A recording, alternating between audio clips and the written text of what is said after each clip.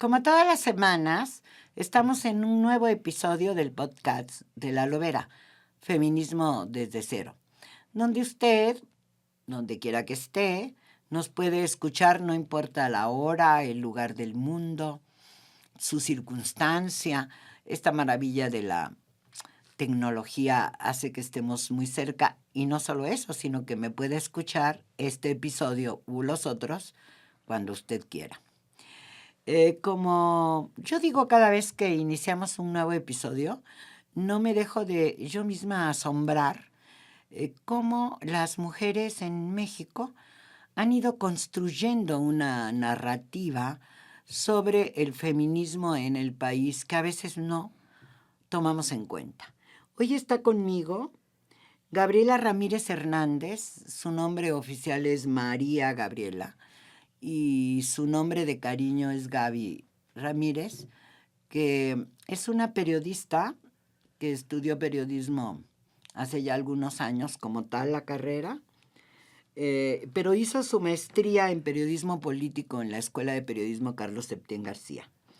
Y hace mucho tiempo, después de ser reportera en el Estado de México sobre todo, hace ya algún tiempo, ella se ha dedicado a una ciencia que habría que tomar con cuidado, porque es la que planea cómo dar a conocer la información. Se llaman oficinas de comunicación social, estrategias de comunicación. En Naciones Unidas, donde ella trabaja también hace algún tiempo, ha estado en la Oficina de Información General de la Oficina de Naciones Unidas en México, y ahora se llama, y así se llama en Naciones Unidas, Oficial de Comunicación de un proyecto que se llama Acciona, que depende de la Organización Internacional del Trabajo. Antes de empezar a charlar con Gaby, yo solo les quiero decir que tiene algunos reconocimientos, pero que sobre todo, como hablábamos no hace mucho, ella se ha estado formando, no solo en cuestiones de comunicación de la nada hasta la inteligencia artificial, ahora ya me dirá, sino que también se ha estado formando en una cosa que la determinó en algún momento de su vida, en la comprensión y entendimiento de los derechos humanos y por lo tanto de los derechos humanos de las mujeres. Pero ya me contarás, Gaby, porque tú sabías todo eso, pero no eras feminista. Así es, yo no era feminista, yo solo estudié la comunicación desde los derechos humanos y la legislación desde los derechos humanos, pero no era feminista, no me consideraba feminista y no era algo que yo proyectaba como, pronto me convertiré al feminismo, no. Ni algo que sentiste desde No, ni pequeña. algo que sentí desde pequeña, no. Digamos, ni siquiera te interesaba. Nada, no, ni siquiera me interesaba. Sí me interesaba el tema de la desigualdad, pero no específicamente el de las mujeres. O sea, como una cosa en general, pero no de las mujeres específicamente. O sea que cuando platicamos aquí en estos espacios vemos los distintos caminos, pero yo sí creo que hay algunas compañeras que incluso dicen, "No, es que yo me di cuenta desde los 4 años". A mí se me hace que no siempre me dicen la verdad, pero porque uno vive en el mundo de los hombres y no es tan fácil. En este proyecto de Acciona, están trabajando con los niños y con las niñas, en una época en que los derechos fundamentales de la infancia se dice están por encima de, en un país como México. ¿Tú cómo la ves? ¿Qué es lo que ahí se hace? ¿Qué se ha descubierto, por ejemplo, del trabajo infantil y de cómo están las niñas ahí también? Pues mira, es un tema muy interesante, pero que creemos que está muy normalizado. En muchos lugares el trabajo infantil es visto como una actividad formativa, ¿no? Y por supuesto que hay actividades que son formativas para los niños y las niñas, tender su cama, doblar su ropa, guardar sus juguetes, en fin. Pero el trabajo infantil tiene, una de las características que tiene es que generalmente interfiere, por ejemplo, con la escolarización de las niñas y los niños. Dejan de ir a la escuela o dejan de jugar, dejan de estar en contacto con personas de su edad, adquieren responsabilidades que no les corresponden y también es posible que se inserten en lugares en los que corren riesgo, ya sea físico, moral, emocional, ¿no? Entonces, en México hay más o menos cerca de 3.7 millones de niños y niñas que están en situación de trabajo infantil. De esos, el 10% más o menos son niñas, ¿no? 10%. Sí, O sea, hay más o menos menos. niñas trabajando. Hay menos niñas, son Sí. más los niños, pero los niños están, digamos, en actividades como la construcción, la agricultura, la industria, los servicios. Las niñas están generalmente en los servicios y en el trabajo doméstico en condiciones no adecuadas. Esto quiere decir en horarios muy prolongados o cuidando a niñas y niños más pequeños, El a trabajo, personas el trabajo enfermas. el trabajo doméstico remunerado. Es decir, están ganando, Así es. han llegado a trabajar por las circunstancias de su familia, etcétera. Ok, pero sí están niñas, que significa menores de 15 años, Sí, de haciendo 5, trabajo doméstico remunerado. así es. ¿Pero qué les pasa, decías? Pues que están en condiciones no adecuadas, es decir, están en horarios muy prolongados, lo mismo, no pueden ir a la escuela, no pueden jugar, no descansan bien, no comen bien y además están a cargo de otras personas, que son responsabilidades que no les corresponden a las niñas, ¿no? Entonces están cuidando a niños y niños más pequeños, a personas adultas mayores, a personas enfermas. Y bueno, y también algo que pasa con las niñas dentro del mundo del trabajo infantil es, como sabemos, de pronto es preferible que vaya un niño a la escuela a que vaya una niña. Eso todavía lo vemos, eso todavía lo vemos.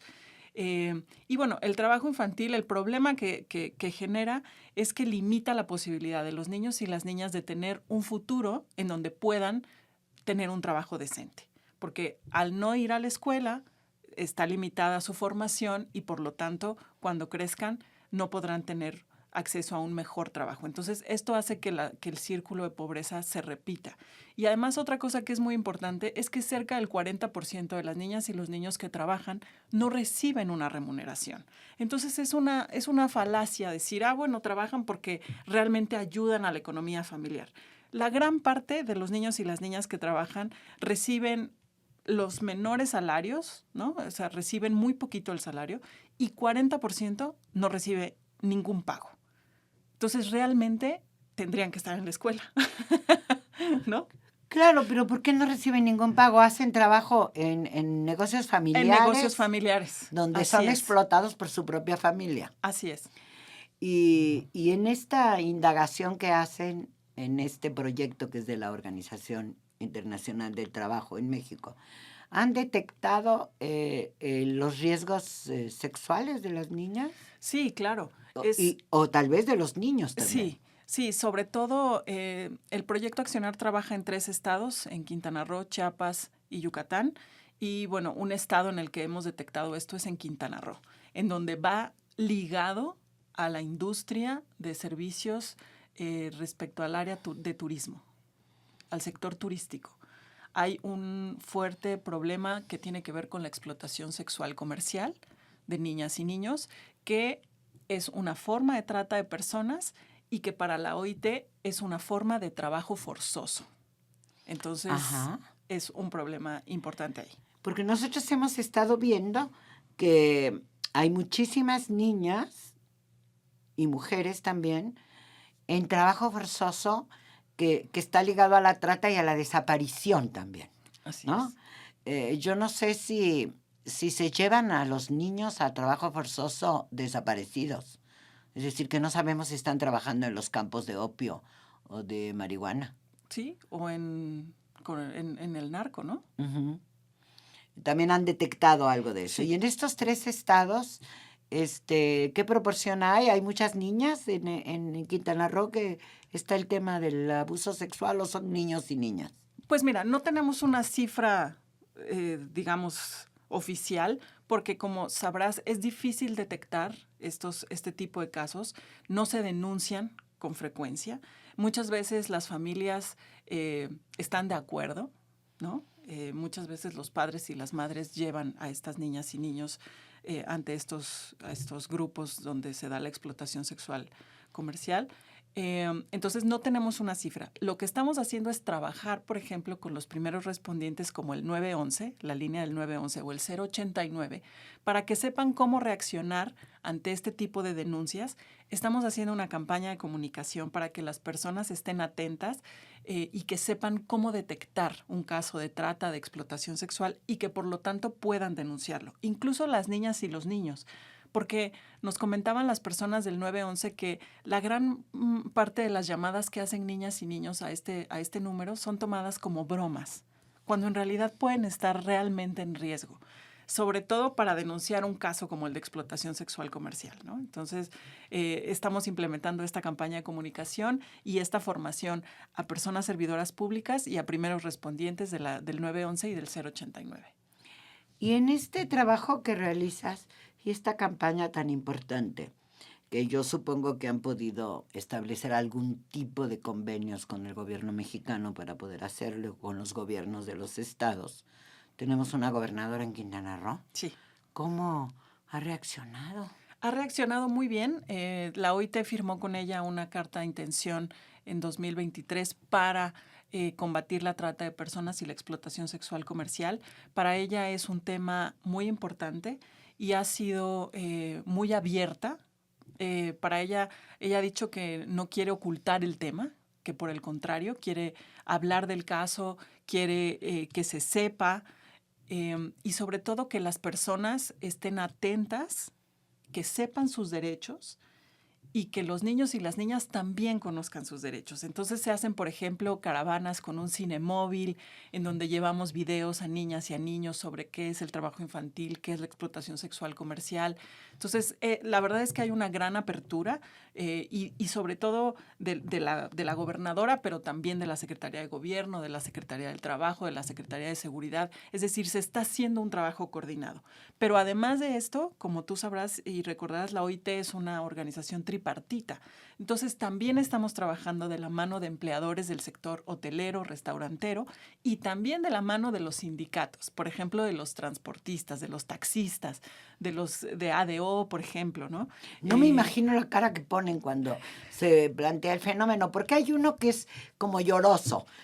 Tal vez las criaturas no van a la escuela de 7 años, están cargando bultos, trabajan en una empresa, están en los mercados de abasto, ayudan al papá en la cerrajería o en la maderería. Eso ayuda hasta a llorar, pobrecitos niños, ¿no? Sí. Claro, mi abuelita diría, muy bien que empiecen a Claro. trabajar de esa edad porque se forman. Pero ¿qué cara ponen los sindicatos del tema de la trata y del abuso sexual de las niñas? Pues mira, realmente ellos están al tanto de este tipo de situaciones, de estos delitos, y realmente lo que ellos quieren es que pueda capacitarse a las personas que trabajan en estos sectores, ¿no? En el hotelero, en el restaurantero, para que puedan, digamos, detectar estos casos y que sepan qué pasa si llaman al 911. O sea, tampoco es que va a llegar de pronto 500 policías a cerrar el hotel, ¿me explico? Entonces, estamos trabajando en un protocolo para que cada institución sepa cómo tiene que responder, cuándo tiene que responder y que las mismas personas trabajadoras y empleadoras sepan qué pasa si denuncian, cómo se trata este tipo de casos, en fin, y que digamos que toda la sociedad se vuelva activa y se vuelva vigilante para que sobre todo las niñas y los niños estén seguros y que no caigan en este tipo de redes. ¿A ti te ha servido en esta labor tu perspectiva feminista o de género? Completamente. ¿Por qué? Completamente. Bueno, pues porque primero me ayuda a analizar la información, ¿no? Con perspectiva de género, saber dónde están las niñas en el trabajo infantil, qué les pasa en cuestiones de trata, de trabajo forzoso. Pero también me sirve para poder establecer vínculos con la audiencia. Es decir, hacer mensajes dirigidos a las madres, ¿no? A las personas cuidadoras, a las funcionarias, a las empleadoras, ¿no? Eh, a las compañeras que son líderes de sindicatos. Claro, ¿No? con esta convicción de que tú entiendes que pueden no entender y que a lo Así mejor hay es. que explicarles.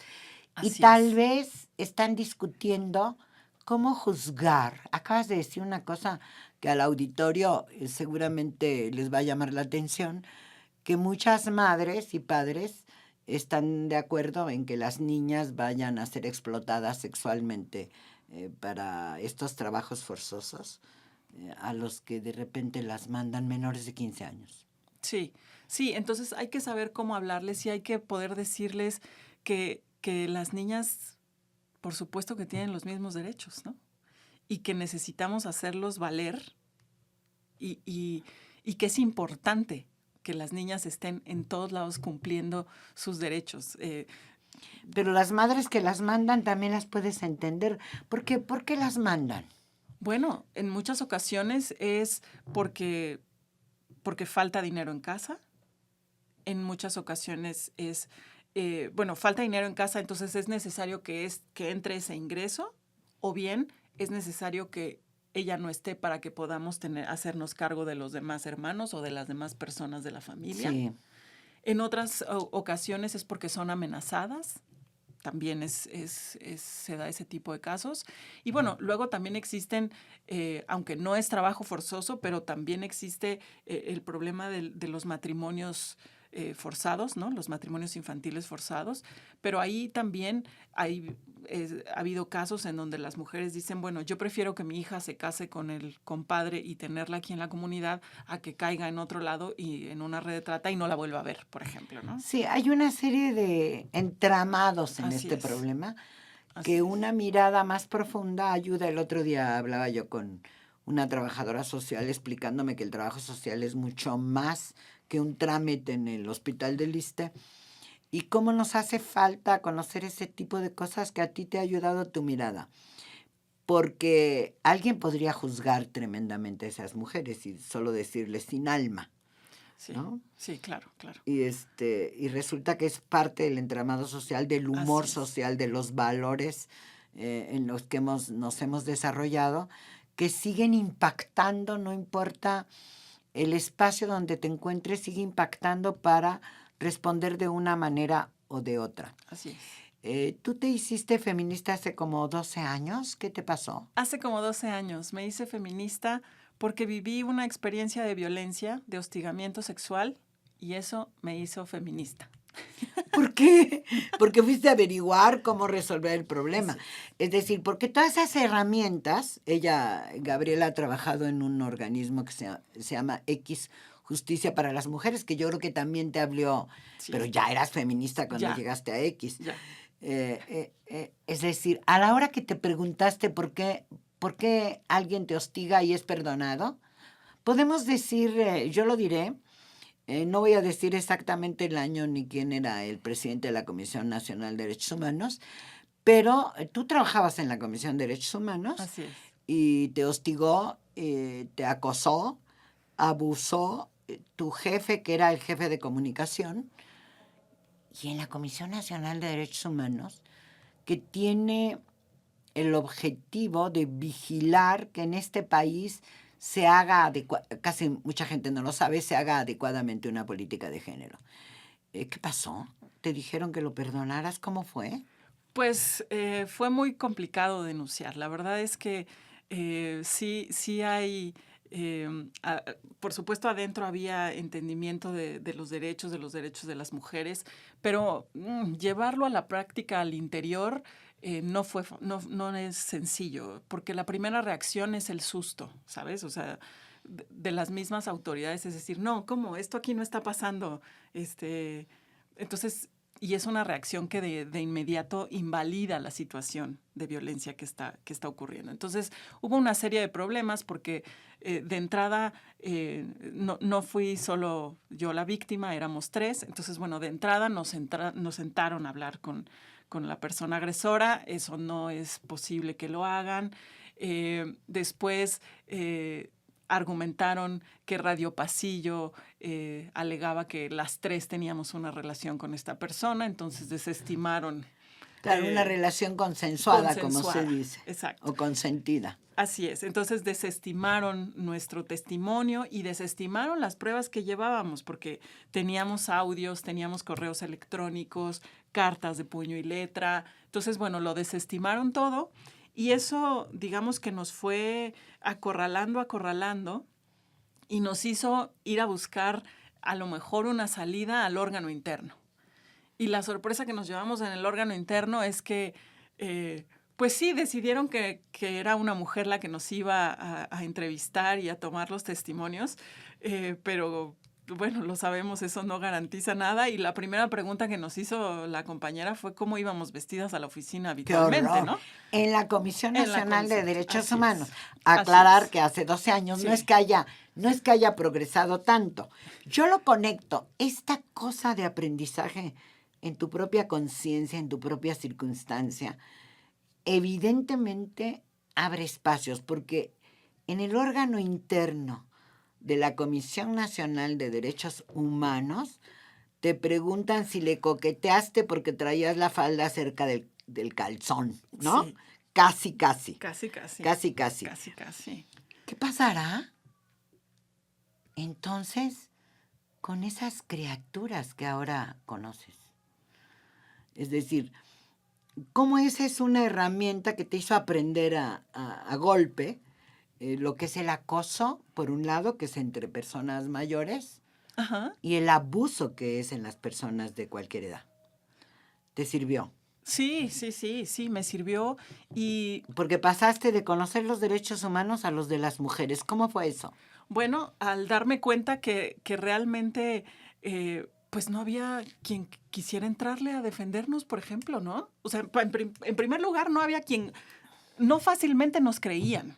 Entonces ya desde ahí, o sea, simplemente por ser mujer, no desestimaban nuestro testimonio, no nos creían y decían, no, claro que no, seguro tú andabas con el jefe, solo por ser mujeres. Uh-huh. Después, nadie quería entrarle a defendernos. O sea, no sabes cómo nos costó encontrar un abogado que dijera, bueno, vamos a entrarle al tema. O abogada, porque tampoco se ponían. Pero porque no conocías a las abogadas feministas. Porque no conocía a las abogadas feministas, ¿no? Pero, o sea, en el mundo de los defensores, en Así teoría, no se halla porque les parece muy complicado. Eso se traslada a las escrituras de los periódicos, ¿no? Sí. Que dicen, este es un tema escabroso, ¿no? Escabroso.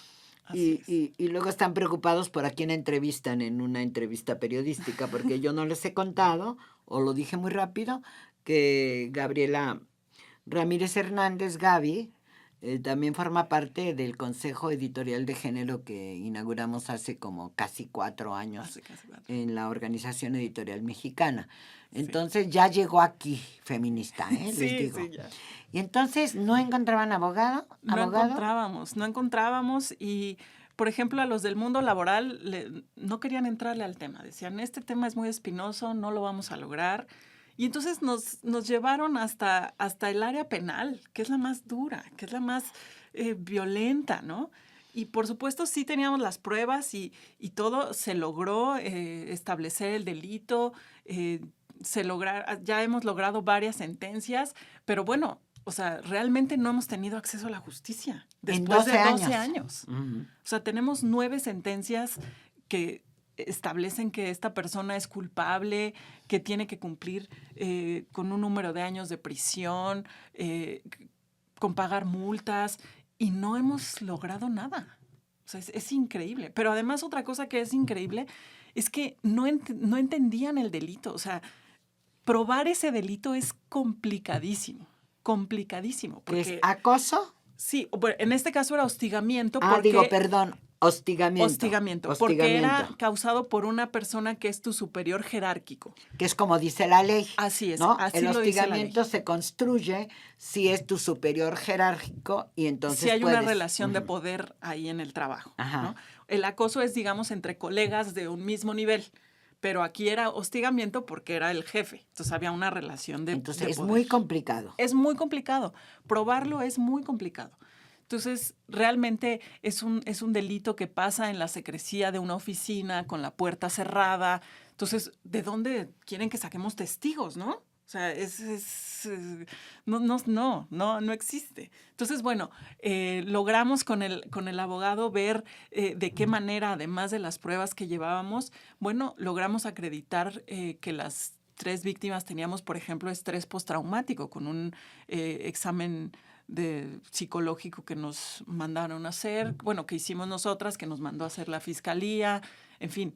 Probamos a través de un examen psicológico, probamos a través de un examen de grafoscopía, porque teníamos cartas de puño y letra, a través de la sábana de mensajes del teléfono, entonces ahí con la policía que se encarga o con el área que se encarga de ver que no sean falsos, que realmente se mandaron de un teléfono, de una ubicación geográfica, todo este tipo de cosas.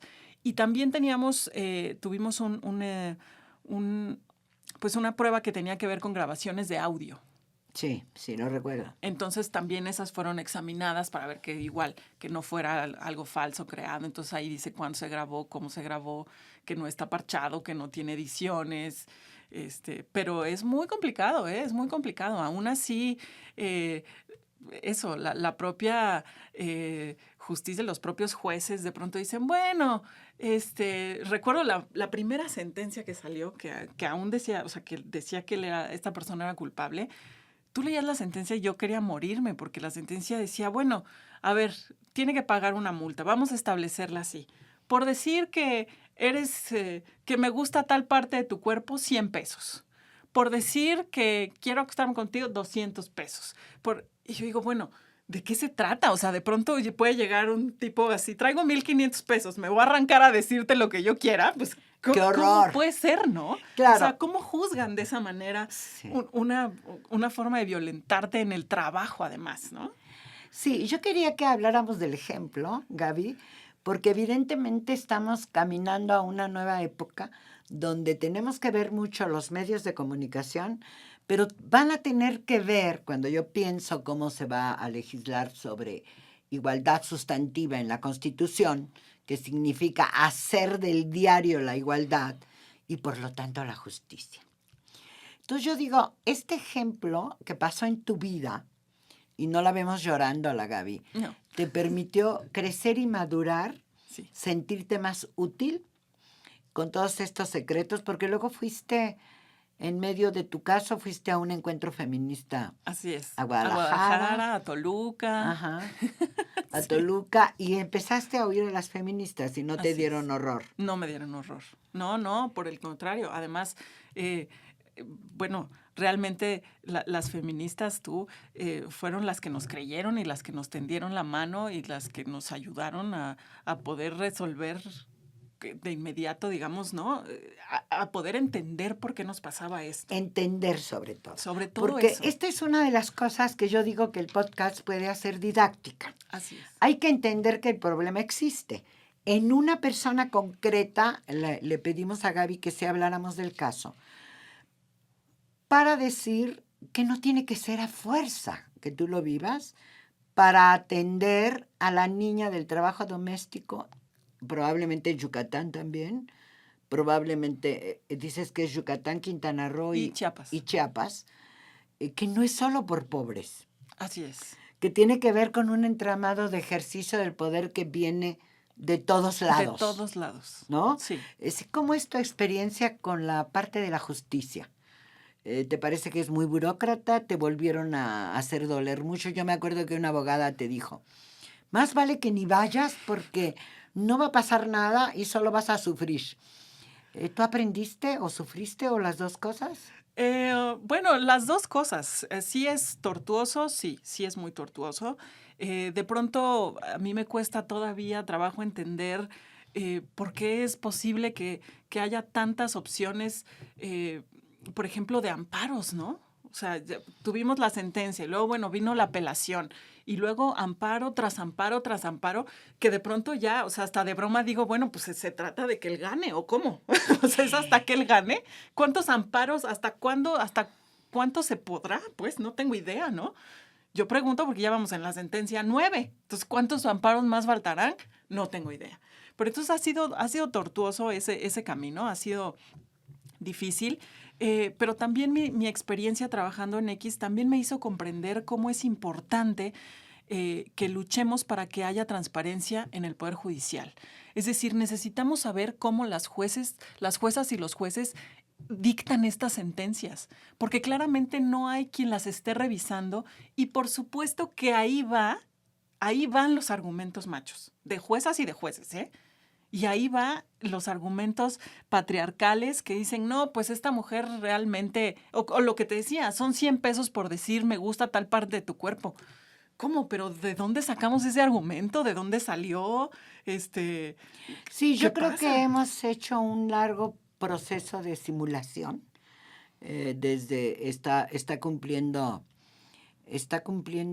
20, casi 25 años, una ley que creó el Instituto Nacional de las Mujeres y que se supone que era para transversalizar, es el órgano operativo que debe enseñar a los demás. Ahora vamos a ir a otras cosas, que tenemos una presidenta de la República y está, digamos, apareciendo en todos lados los derechos de las mujeres y de las niñas. Sí es necesaria la reforma judicial. Pues es necesario que podamos tener un acceso a la justicia más pronto, más accesible en términos, o sea, de entender qué va a pasar, ¿no? Yo lo recuerdo que cuando fuimos a poner la denuncia, lo que más nos aterraba era, bueno, ¿y ahora qué va a pasar? O sea, ya nos metimos a este monstruo que es el Poder Judicial y llevamos ahí 9 años y seguimos sin entender nada, ¿no? O sea, 9 años. sí, o Sí, sea, o sea que una modificación o muchas modificaciones no resuelven. no resuelven. ¿Qué opinas? Porque ahora trabajas con los niños y en un proyecto de niños.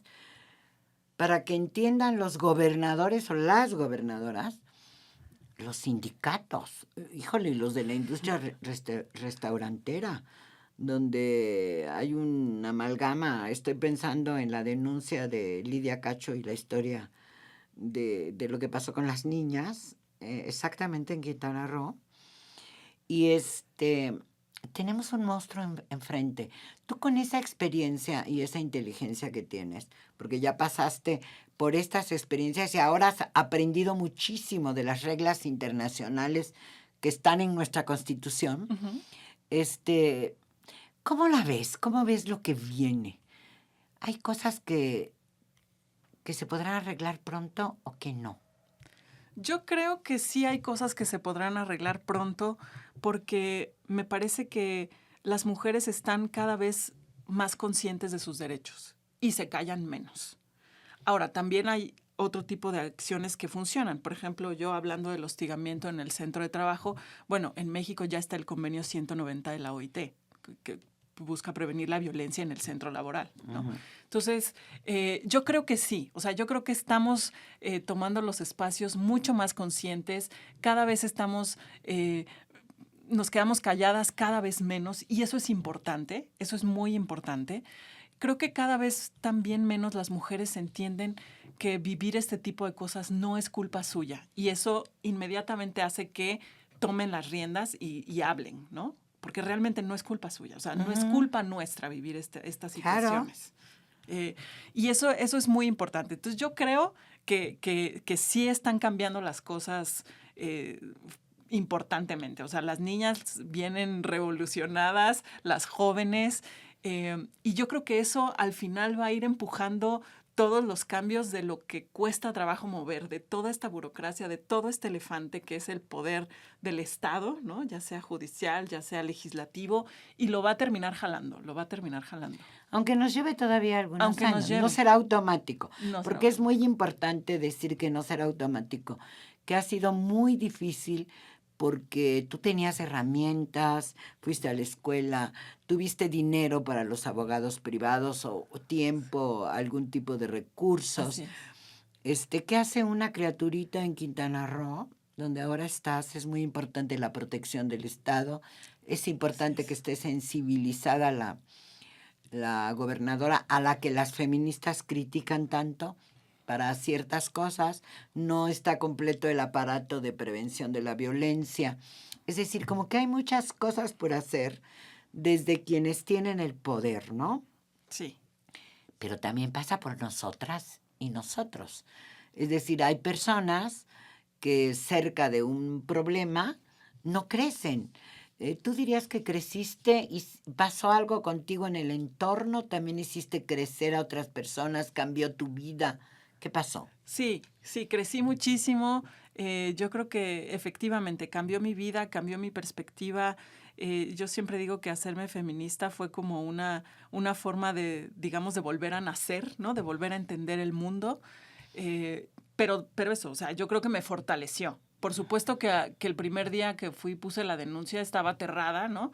Y temblando. Y temblando y llorando y no sabía qué iba a pasar.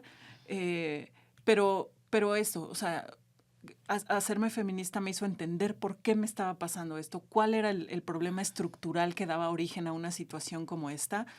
Eh, y algo que también me pasó a lo largo de estos 12 años fue darme cuenta que tenía que dejar el miedo a un lado, ¿no? Que también tenía que dejar que el Poder Judicial haga su chamba, pues porque tampoco puedo estar ahí, yo no soy juez, ¿no? Y otra cosa que también me pasó que me parece muy importante es darte cuenta que hay algo siempre más adelante. O sea, yo cuando salí de la comisión yo decía, no, pues nunca nadie me va a volver a contratar, ¿no? O sea, ¿qué voy a hacer? Ya nunca más voy a volver a trabajar en nada porque Porque acusaste a tu con jefe. este estigma aquí conmigo ya se me acabó la vida. Y no se acaba nada, no se acaba nada. Entonces, seguí preparándome, seguí trabajando, busqué otros espacios de los que aprendí muchísimo y nada, o sea, no se acaba, no se acaba. Sigue y puedes tener más proyectos y te puedes reconstruir y puedes volver a empezar las veces que sean necesarias. A pesar de que no haya justicia. A pesar de que no haya justicia. En ese sentido, uno tiene que reconocer a las líderes que están apoyando otros casos, las líderes de las madres buscadoras Así o de es. las madres del feminicidio o de las...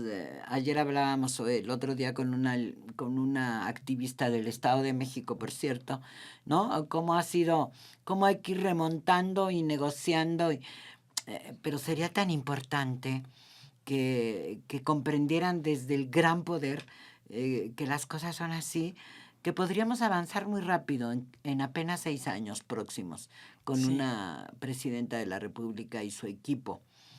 Quizá será una pedagogía permanente, ¿no? Estar escuchando que estas no son cosas que se nos ocurrieron, ¿no? Claro. ¿Y cómo calificas en tu proceso triple, yo diría feminista? Ahora decían que las mujeres nos tenemos que enterar, históricamente decían que lo que más nos debían importar eran los niños y las niñas, y ahora las circunstancias te hicieron llegar ahí.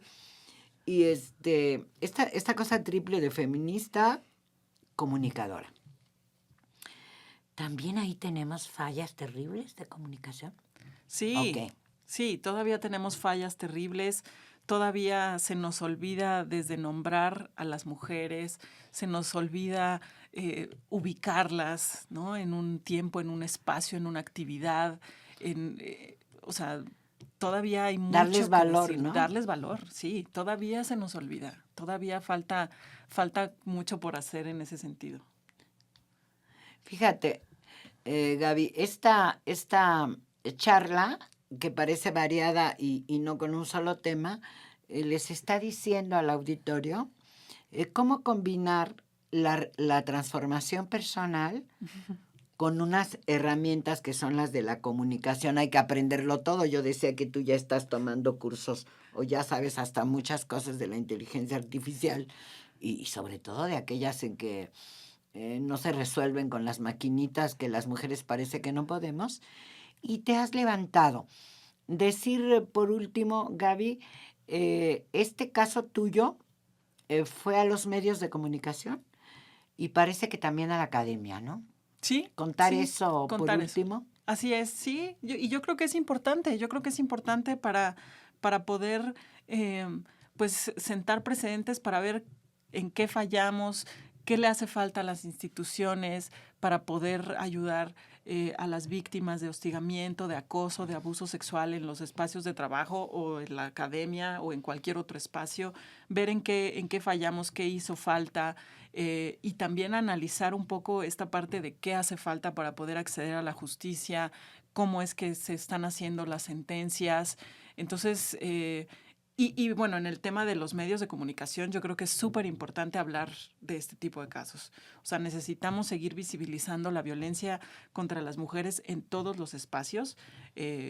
Yo creo que en el Y espacio laboral explican. es importantísimo. Es Y explicar. importantísimo. Me parece que hay poco trabajo en eso de manera pública, de modo que te agradezco muchísimo, Gabriela, yo digo Ramírez Hernández, porque hay que reivindicar a la mamá todo el tiempo, y luego decirles a ustedes que esto no sería posible sin esta confianza en dar un espacio de voz para las mujeres en la Organización Editorial Mexicana que produce el podcast de la Aloe Vera Feminismo desde cero. Y en lo concreto, agradecer a Natalia Castañeda Páez, que es la jefa de los podcasts en la OIM, por esta producción, junto con Hanani Araujo Santamaría, que sacan adelante cada semana este podcast. Y por supuesto a Tania Domínguez García esta mañana, este día, que está con nosotras para llevar no solamente el sonido, sino las imágenes a nuestros canales de YouTube. Nos vemos, nos escuchamos, estamos juntas la próxima. Muchas gracias. Gracias. Muchas gracias, Gaby. Muchas gracias.